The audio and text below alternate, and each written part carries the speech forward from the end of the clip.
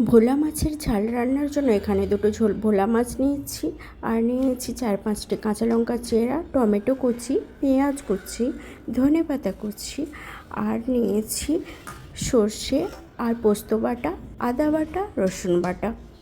মাছগুলো ভাজার জন্য গরম কড়াইতে রিফাইন্ড অয়েল দিয়ে দিচ্ছি। তেলটা গরম হয়ে গেছে, এবার ওর মধ্যে মাছগুলোকে দিয়ে দিচ্ছি।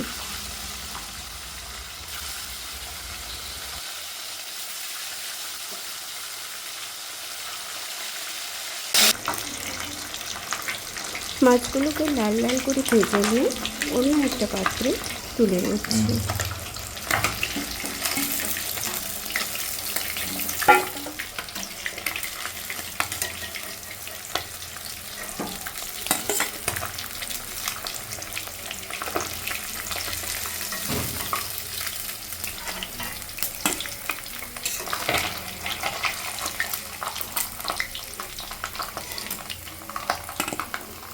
এবার ওই তেলের মধ্যে দিয়ে দিচ্ছি দুটো তেজপাতা, দুটো শুকনো লঙ্কা। তেজপাতা আর শুকনো লঙ্কাটা ভাজা হয়ে গেলে ওর মধ্যে দিয়ে দিচ্ছি পেঁয়াজ কুচি।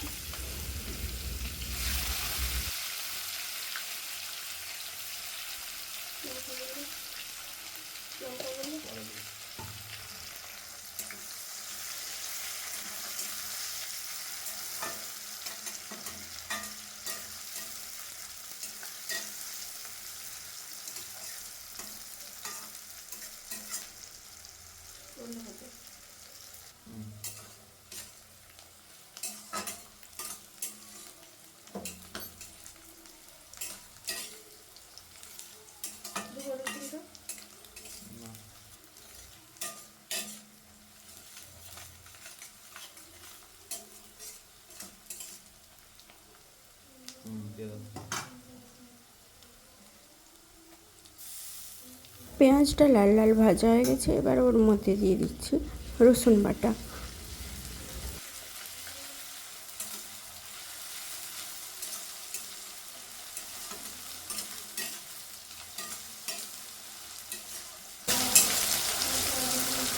রসুনটা একটু ভেজে নিয়ে ওর মধ্যে দিয়ে দিচ্ছি আদা বাটা।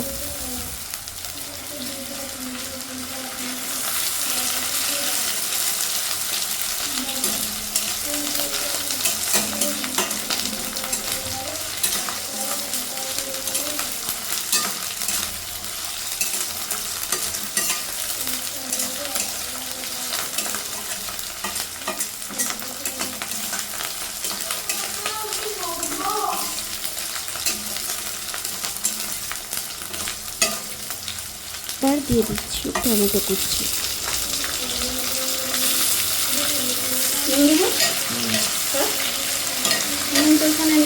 টমেটো যাতে তাড়াতাড়ি গলে যায় তাই ওর মধ্যে দিয়ে দিচ্ছি 1 চামচ লবণ।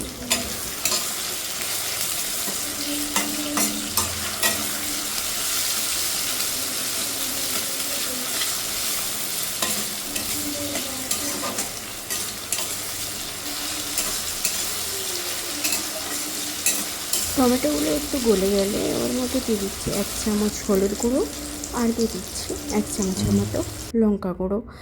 আপনারা লঙ্কা গুঁড়োটা আপনাদের স্বাদ মতো দেবেন।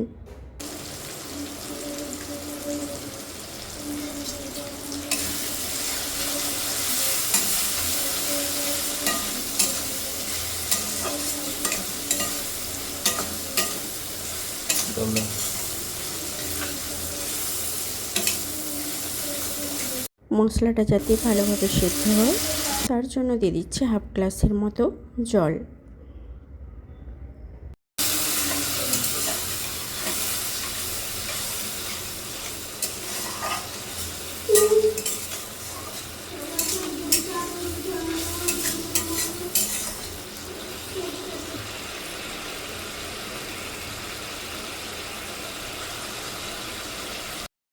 মশলাটা যখন তেল ছাড়তে শুরু করবে তখন তার মধ্যে দিয়ে দেব আগে থেকে বেটে রাখা পোস্ত এবং সর্ষে বাটা। আর হ্যাঁ, আমার এই রেসিপিটি যদি আপনাদের ভালো লেগে থাকে তাহলে অবশ্যই একটা লাইক এবং একটা শেয়ার করে দেবেন, আর পাশে থাকা বেল বটনটা অবশ্যই প্রেস করে দেবেন।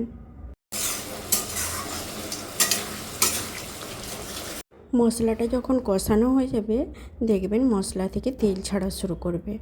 দেখুন আমার মশলাটা কষানো হয়ে গেছে আর মশলা থেকে তেল ছাড়া শুরুও হয়ে গেছে।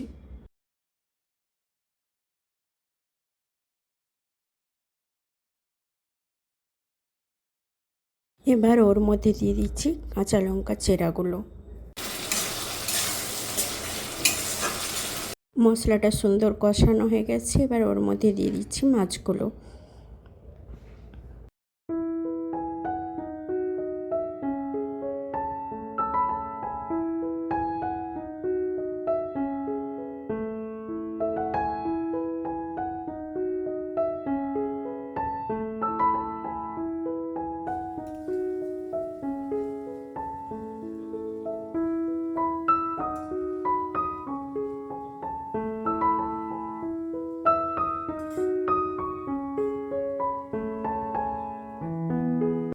এবার ওর মধ্যে দিয়ে দিচ্ছি 2 গ্লাসের মতো জল।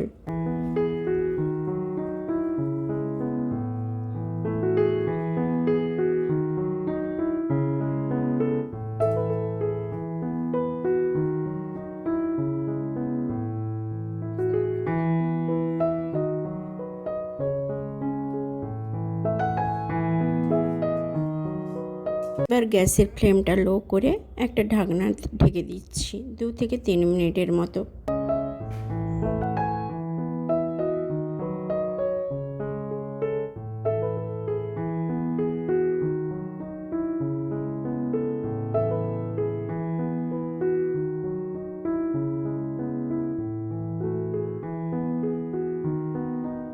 সবশেষে আমি ধনেপাতা কুচিগুলো দিয়ে দিলাম।